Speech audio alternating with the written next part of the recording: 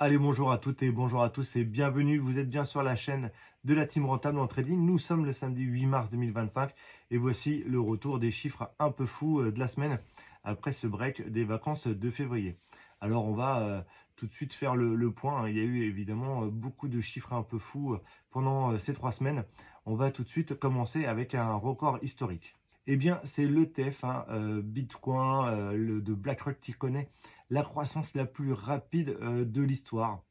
En à peine un an, l'ETF a déjà cumulé 50 milliards de dollars en BTC, hein. C'est incroyable. Donc on bat tous les records à chaque fois qu'on parle de crypto, mais encore une fois, c'est vrai. Et donc tout le monde veut sa part, hein, du gâteau. La banque allemande DK Bank vient de officialiser la guerre de crypto et le trading de crypto pour ses clients institutionnels. Il y a encore un truc encore plus fou. Le géant du trading américain s'appelle Citadel Securities.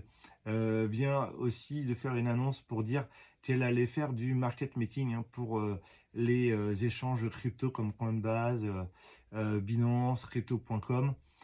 Voilà quoi. En tout cas, toutes ces grosses banques institutionnelles rentrent clairement sur le marché des cryptos et tout ça pour dire que la décentralisation, ils sont en train de la défoncer puisque toute la crypto était faite pour se séparer des banques et là, toutes les banques sont en train de racheter toutes les cryptos, donc il n'y aura plus de décentralisation.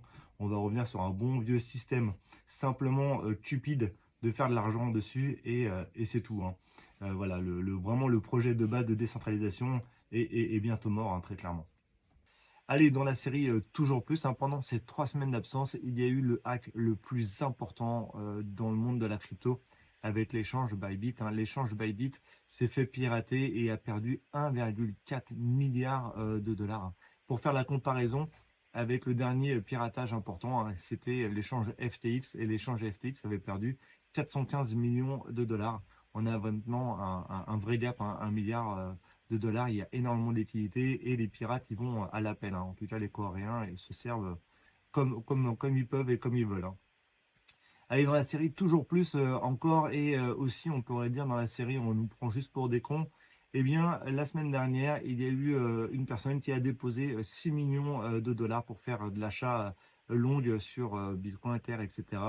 Et cette position, ils ont mis un effet de levier de 50, ce qui représente une exposition de 200 millions de dollars, hein, très clairement. Et évidemment, le dimanche, le lendemain, Geoffrey Baratheon-Trump annonce l'ouverture du fonds stratégique crypto. Et bam, ça prend 10%. Donc, je vous laisse faire le petit calcul, hein, 10% sur 200 millions d'expositions. C'est quand même une belle somme. La vie est bien faite. Merci aux manipulations de marché, hein. Allez, je vais terminer le côté crypto de cette chronique par deux déclarations intéressantes, hein. La première, c'est BlackRock qui dit simplement si chaque millionnaire des États-Unis demandait à son conseiller financier de lui obtenir un bitcoin, eh bien, il n'y en aurait pas pour tous. Et la deuxième, hein, c'est Michael Saylor qui lui est carrément un peu plus trash, qui dit directement vendez un rein si vous devez, mais gardez vos bitcoins. Voilà, les choses sont claires, les choses sont dites. Il faut hold et il n'y en aura clairement pas pour tout le monde. Allez, on va partir du côté des marchés traditionnels US. Le fonds de Warren Buffett a encore battu un record, hein, puisque ce fonds de Berkshire Hathaway a une trésorerie maintenant de 334,2 milliards de dollars et Berkshire Hathaway a payé en impôts 26,8 milliards de dollars aux États-Unis, hein. C'est quand même des chiffres un peu fous pour des sociétés, hein, privées, hein. Allez, Apple veut investir 500 milliards de dollars, hein, dans l'IA. C'est le plan de dépenses le plus important pour l'histoire de la firme, euh, selon leur déclaration. En avril dernier, Citigroup devait créditer 280 dollars sur le compte d'un client, mais par erreur a fait un versement. Alors ce chiffre, il est complètement fou. A fait un virement de 81 000 milliards de dollars. Évidemment, évidemment, l'erreur a été repérée 90 minutes après. Le virement a été effacé. Il y a encore un record absolu, hein, il y a eu 1747 milliards de dollars de dividendes qui ont été versés en 2024, hein. Donc, ça veut vraiment dire qu'il y a vraiment une très bonne santé économique, hein, des entreprises, hein. Côté France, hein, d'ailleurs, avec EDF, hein, au niveau des dividendes, hein, vous allez voir, EDF annonce, hein, un bénéfice record en hausse de 14%.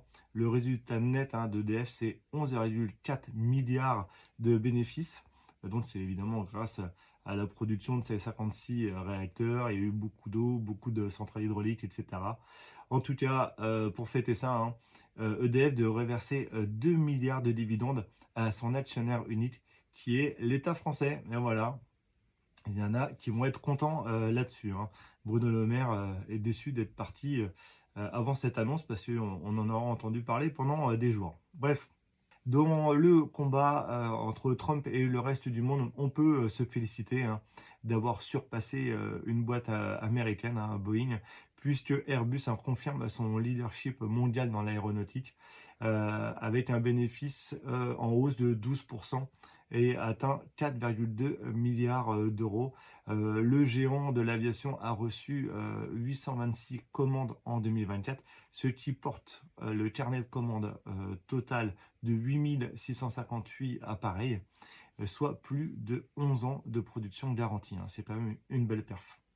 Allez, toujours, hein, dans le thème du moment, ça a fait 3 ans, le 24 février dernier, que les Russes sont entrés en Ukraine et que le marché boursier ont pris, tenez-vous bien, 62% d'augmentation pour le DAX, 41% d'augmentation pour le CAC 40, 68% d'augmentation, hein, pour le Nasdaq.